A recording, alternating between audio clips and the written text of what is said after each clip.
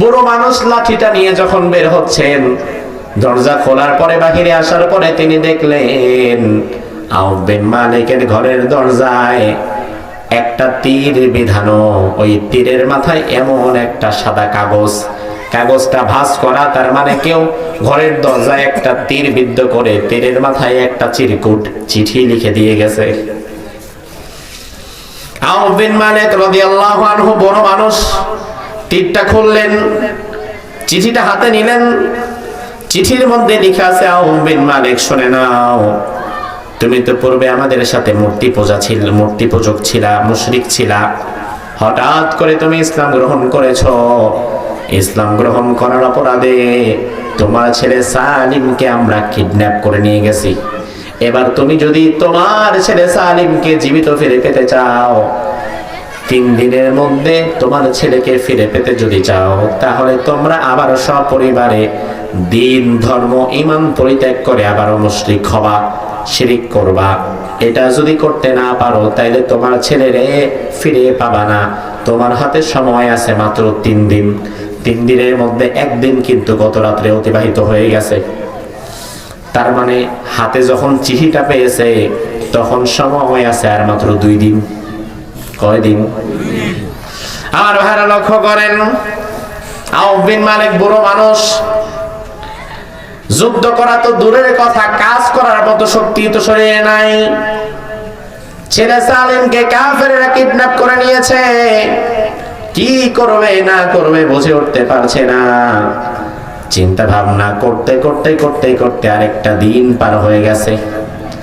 এবার দিন যখন 2টা পার হয়ে গেছে, দ্বিতীয় দিন আউফ বিন মালিকের সমস্যা আরেকটা বেড়ে গেছে। প্রথম দিন সমস্যা ছিল একটা, ওই সমস্যা হচ্ছে পুত্র বাড়ি নাই, ছেলে বাড়ি নাই। দ্বিতীয় দিন সমস্যা হয়ে গেছে আরেকটা, ছেলে বাড়ি নাই, সাথে আবার ঘরে খাবারও নাই। তার কারণ ছেলে সালিম কামাই করলে ঘরে বাজার থাকে, আর ছেলে সালিম বাড়ি নাই, মানে গতকাল বাজারও নাই, আজকে খাবারও নাই। তাইলে সমস্যা কয়টা? জোরে কম। 1 নাম্বার ছেলে বাড়ি নাই, 2 নাম্বার ঘরে খাবার নাই। 2টা দিন পার হয়ে যখন যায়, চিন্তা ভাবনায় কি করবে না করবে বুঝে উঠতে পারছে না। এইভাবে করে করে আরেকটা রাত পার হয়ে গেছে। আজকে 3য় দিন চলমান। কাফেররা কিন্তু সময়ও দিছিল কয়দিন? তার মানে আজকের পরে আর সময় তার হাতে নাই। আউফ বিন মালিক রাদিয়াল্লাহু আনহু কি করবে না করবে ভেবে পাচ্ছে না বুড়া মানুষ। ও ভাই, আমার স্ত্রী যদি ভালো হয় দেখেন ঘরে কেমন বরকত হয়। অনেক পুরুষের ঘরের বরকত থাকে না শুধুমাত্র তার স্ত্রীর খাসলতের কারণে, ঠিক না? স্ত্রীটা যদি ভালো হয় ঘরের মধ্যে রহমত এবং বরকত থাকে, আর স্ত্রীটা যদি খারাপ হয় ওই ঘরের মধ্যে কোনো রহমত বরকত থাকে না। বহু পুরুষের উন্নতির পেছনে একজন নারীর হাত আছে, এই কথাটা বাস্তব। পুরুষ মানুষের উন্নতির পেছনে একজন নারীর হাত থাকে, এই কথাটা বাস্তব। আবার অনেক পুরুষের ধ্বংসের পেছনে একজন নারীর হাত থাকে, এটাও বাস্তব। আমার ভাইরা, এমন ঘটনা বাংলাদেশে আছে। প্রবাসে কাজ করে স্বামী 10 বছর, 15 বছর, 20 বছর, 25 বছর বিদেশের বাড়ির কাজ করেছে। দেশকে ফেলে, দেশের মাটি ফেলে, মা বাবা ভাই বোন বন্ধু বান্ধব ফেলে 20 বছর 25 বছর প্রবাসে থাকে। এমন সন্তানও আপনাদের এই জেলাতে আছে না নাই? টাকা পয়সা গোলা পাঠায় স্ত্রীর অ্যাকাউন্টে, অন্য কোথাও দেয় না। 10 বছর 15 বছর স্ত্রীর অ্যাকাউন্টে টাকা পাঠায়, আর মা বাবারে শুধু কিছু খরচ পাতি দেয়। 15 বছর পরে হঠাৎ একদিন ব্যাংকের টাকা পয়সা নিয়ে ওই বিড়ি আরেকজনের লগে ভাইগা গেছে, এমন দৃশ্য আছে না নাই? ওই লোকটার 15-16 বছর 20 বছরের কষ্ট শেষ। সবাই এমন করে এটা নয়, তবে এমন খারাপ মহিলাও সমাজে আছে না নাই? আল্লাহ লানত করবে তাদের উপরে।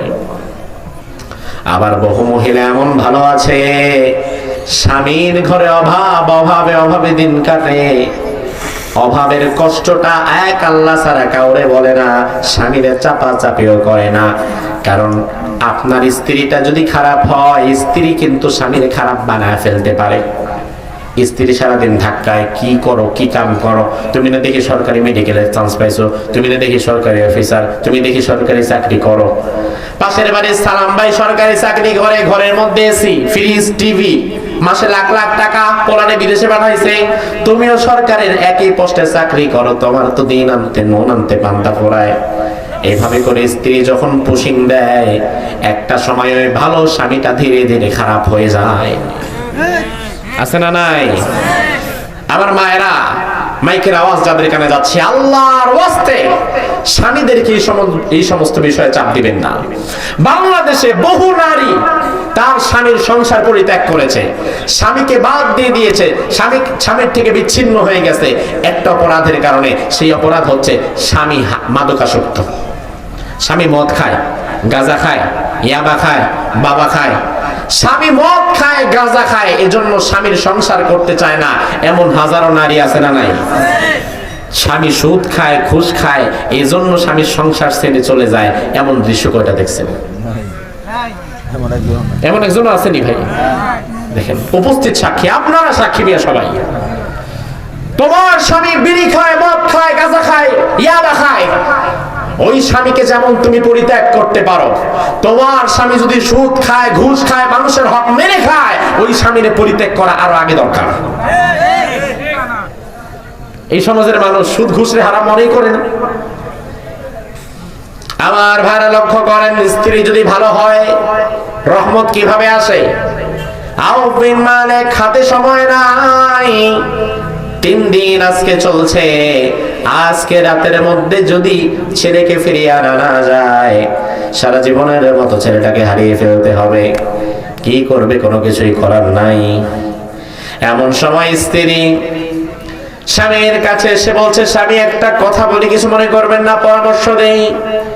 আপনার স্ত্রী যদি কখনো আপনাকে পরামর্শ দেয়, পরামর্শটা শুনবেন। বহু স্বামী এমন আছে যারা স্ত্রীর কোনো কথা শোনে না, স্ত্রীর সামান্য একটা পরামর্শ জীবনে নেয় না। আপনি যদি আপনার স্ত্রীর সাথে যে কোনো কাজের আগে পরামর্শ করেন, তার পরামর্শটা ভালো লাগলে নিলেন, না লাগলে নাই, কিন্তু পরামর্শ করতে তো কোনো ক্ষতি নাই। আপনি যদি পরামর্শ করেন আপনার স্ত্রীর সাথে, এরপরে পরামর্শের ভিত্তিতে যেই কাজটা করবেন, ওই কাজে তো সফল হলে আলহামদুলিল্লাহ।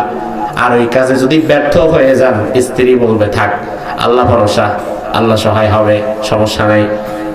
স্ত্রীর পরামর্শে যদি ব্যর্থ হন, তখন দেখবেন স্ত্রী পাশে থাকে, সাহস যোগায়। আর স্ত্রীর পরামর্শ ছাড়া যদি কাম একটা কইরা ব্যর্থ হন, তখন দেখবেন স্ত্রী খোঁচা মাইরা কইব, কইছিলাম না আগেই তো, জান একবারে খাইছেন ধরা, খাইছেন মারা। এই জন্য স্ত্রীর সাথে পরামর্শ করবেন, পরামর্শ করা সুন্নাহ। স্ত্রী আউফ বিন মালিককে পরামর্শ দিল, স্বামী একটা পরামর্শ দেই। কি পরামর্শ দাও? স্ত্রী বলে, স্বামী গো, আর ডানে বামে তাকাবার দরকার নাই, কি করবেন না করবেন চিন্তা করার দরকার নাই, আপনি একটু রাসূলুল্লাহর কাছে চলে যান।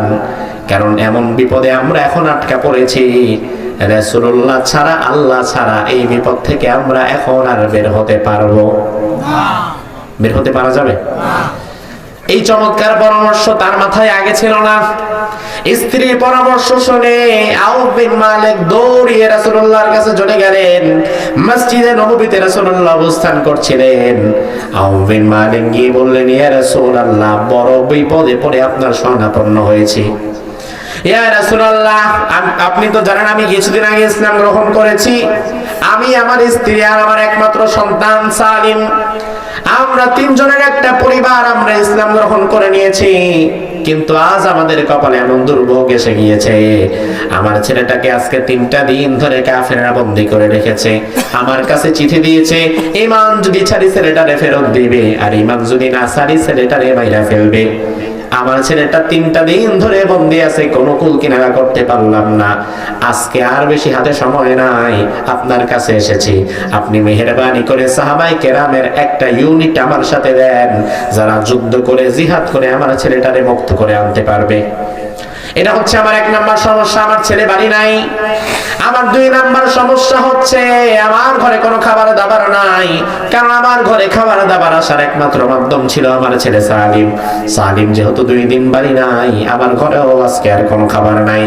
আপনার কাছে 2 নাম্বার সমস্যাটা উত্থাপন করলাম, মেহেরবানি করে আপনি বাইতুল মাল থেকে কিছু খাবার দাবার আমারে দেন, যেন আমি বাড়ি গিয়ে খাইতে পারি।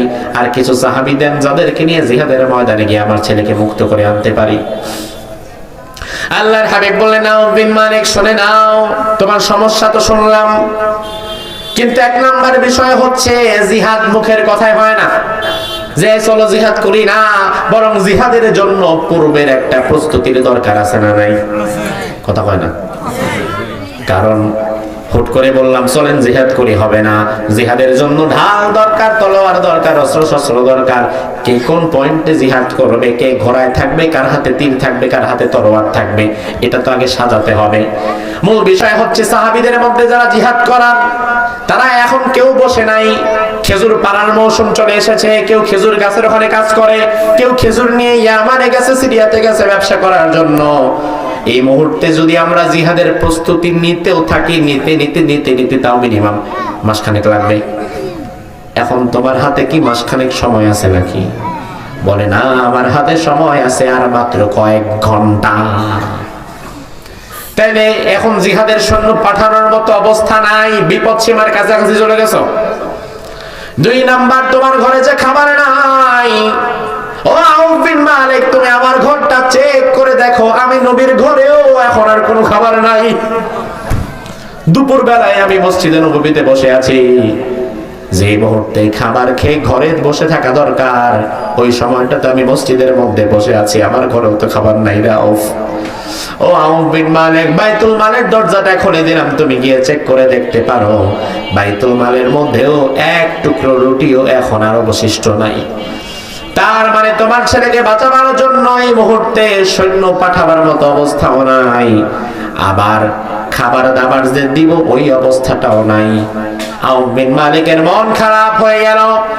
আল্লাহর হাবিব বলেন, আউফ বিন মালিক, চিন্তা করো না, এই মুহূর্তে হয়তো আমরা সৈন্য পাঠাতে পারবো না, খাবার দিতে পারবো না, তবে আল্লাহ চাইলে তোমার সমস্যার সমাধান করার ক্ষমতা আল্লাহর আছে না নাই?